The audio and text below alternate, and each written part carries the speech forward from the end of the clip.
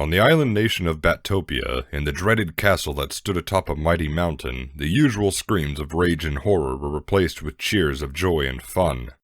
Festive music filled the halls as minions flew to and fro to hang decorations.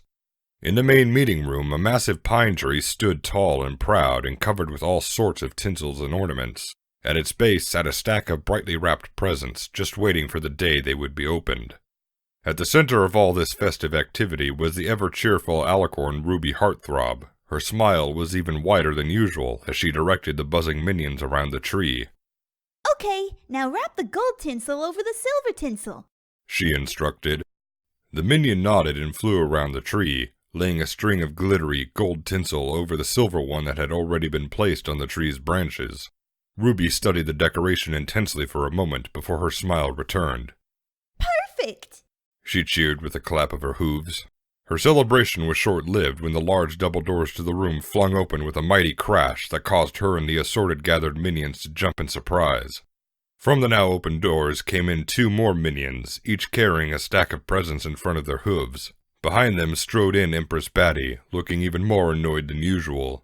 Alright, here are the presents you told me to get, she announced and motioned for the minions to take the presents to the tree. Honestly, I still don't know why we're even celebrating Hearth's warming. We're not part of Equestria.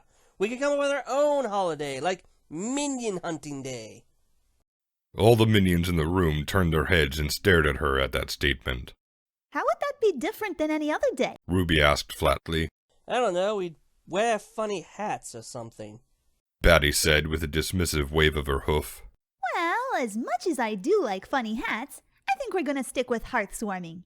We've already done all this decoration after all, she exclaimed, motioning around the room with her wings. Batty looked around at the bright, colorful decorations and made a disgusted face. Yes, and it's ruining the dreary aesthetics of my castle. I have no idea how I let you talk me into this, she grumbled. Oh, I know how, Ruby said with a cheeky grin.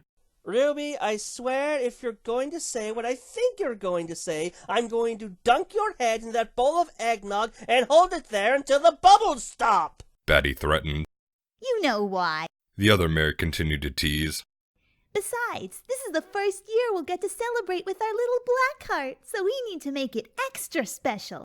I still say we could have done that in our own way, Batty remarked as she walked up to the fireplace and studied the crocheted dolls sitting atop the mantel. What are these? Traditional hearth-swarming dolls! Ruby beamed as she flew over to Batty and pulled the dolls down with her magic. See? It's you, me, and Blackheart. I had the sewing minion make them for me. Aren't they adorable? Batty's muzzle scrunched up a bit as she looked at the fabric replicas of herself, Ruby, and their daughter. Well, she did have to admit they were very well made, especially the detail of using red buttons for her doll's eyes. They were still a bit too cute for her liking. Too adorable, she grumbled. I'm gonna have to have a word with that minion once the holiday is over. And we're gonna burn these things. Don't you dare! Ruby protested, pulling them close to her and holding them protectively in her hooves. We're going to keep them and put them on this mantle for many years to come. Ugh. Batty scoffed with a roll of her eyes. Ugh.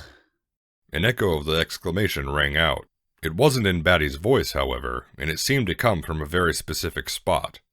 The 2 alicorns turned towards the other set of doors leading into the room and found Blackheart standing there with 2 minions by her side, looking as disinterested in the surroundings as ever. My little Blackheart, you're home! Ruby cheered as she tossed the dolls to Batty and flew over to embrace her daughter in a tight motherly hug. Let me go! The smaller alicorn said as she squirmed her way out of the hug. Aw, don't be like that. How are you? Have you made any friends at the School of Friendship? Ruby asked, looking the filly up and down. She better have, or the school doesn't live up to its name, does it? Batty remarked as she placed the dolls back on the mantel and walked over to the pair. Yes, I've made friends, and I wish I was there with them instead of here with you 2. Blackheart grumbled. Oh, I'm sure you don't mean that. Ruby giggled. I'm sure she does, Batty countered. I do. Blackheart agreed. I hate this stupid castle, I hate these stupid minions, and I hate your stupid faces. Aw, now that hurts when you say that. Ruby frowned. Good! Both Batty and Blackheart replied. Almost instantly, Ruby's smile came back. but seeing you two agree on something makes me happy. They both rolled their eyes at her before they fixed their gazes on each other. So? Batty asked. So? Blackheart asked back.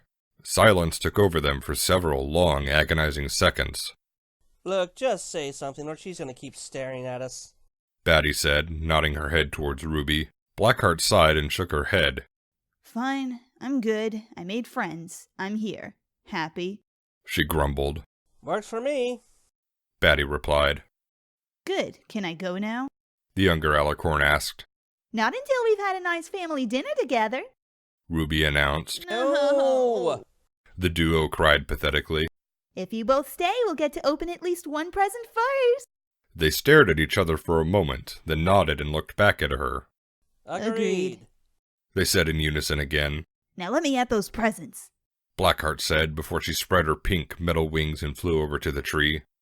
So, bribery. Batty remarked to Ruby. You're learning well. Well, I did learn from the best. Ruby smirked, wrapping a wing around Batty's shoulder. But don't touch me. She quickly added. All right, fine. Ruby sighed as she withdrew her wing. They walked over to the tree where Blackheart was eagerly inspecting each of the colorfully wrapped packages to see which one she wanted to open. As she gently shook one present to see if she could tell what was inside, Ruby floated a medium-sized box over to her. It was almost stereotypical with its glossy wrapping and red ribbon bow combination. Here, why don't you open this one? It's from me. She proclaimed. Blackheart shrugged and dropped the package she had been holding in her hooves and eagerly ripped into the offered present. In almost no time, she had the wrapping destroyed and box lid tossed aside to reveal. A plushie? The teen exclaimed in disbelief. Indeed, she was holding a stuffed animal in her hooves. But instead of a bear or bunny rabbit or the like, it was a stuffed replica of a timber wolf, complete with fierce expression. Or at least as fierce as it could be in stuffed animal form. Yep, I had the sewing minion make it especially for you. Ruby explained cheerfully. Blackheart looked up at her mom in annoyance. Look, I know I was born a few months ago, but I'm not a filly. This is embarrassing. She remarked, shaking the toy with her magic. I mean, at least it's a timber wolf, which is cool, but I can't take this back to school with me. Well, you could just leave it here then, when you come back home to visit us. Ruby suggested. I guess. Blackheart muttered. Well, here, this should make up for Ruby's tremendous misfire. Batty gloated as she levitated another box over to the young Alicorn. Unsurprisingly, this one was wrapped in a dark red paper with a black bow on it. It was a long, rectangular-shaped box that even through the magic field she could tell had some heft to it. Again, the wrapping and lid were tossed aside in short order to reveal the present within. Ooh, a crossbow! Blackheart announced happily. And a 12-pack of bolts for it, too. Batty informed her, pointing to the bottom of the box. Nice. Now this is an awesome heartwarming gift. She said with an actual smile on her face and looked up at Batty. Thanks, Mom. The Dark Empress paused, unprepared to hear either of those words. Yes, well, don't make a big deal out of it. She stammered, a bit of a surprised blush on her cheeks. So, who can I shoot this at? Blackheart asked, looking down the side of the crossbow. Oh, I'm sure we can find some minions to hunt around here somewhere.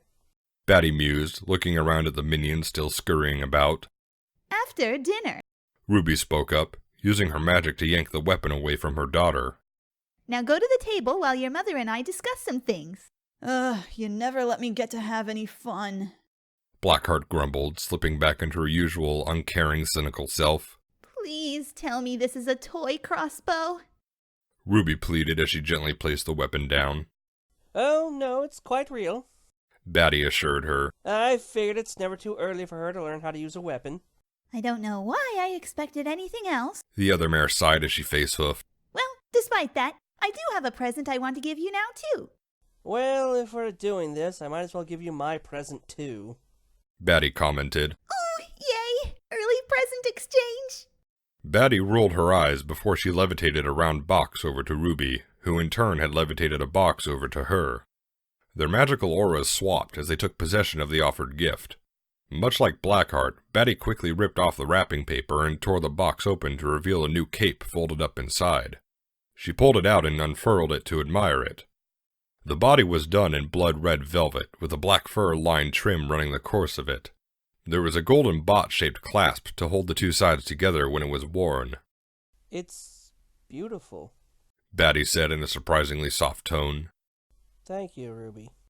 You're welcome. I knew you'd love it, and it's gonna look so good on you. Ruby beamed. She then went about opening her present, which didn't take too long since the black box was only held shut by a red ribbon on it. Once that was out of the way and the box was open, she pulled out the object within and let out a small squeak of excitement. It was a round throw pillow with her cutie mark on it, set on a yellow background that perfectly matched her coat color.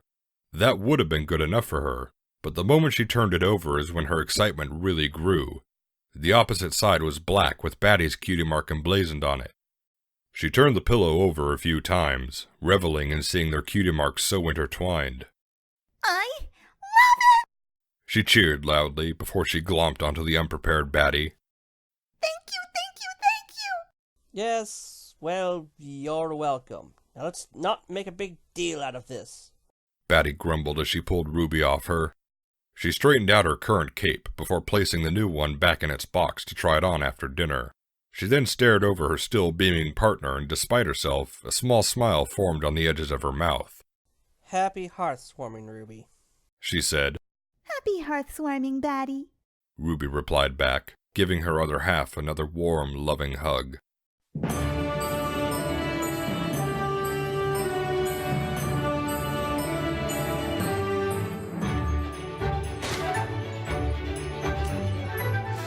Voices fill the night, hearts warming, Eve is here once again. Happy hearts so full and bright.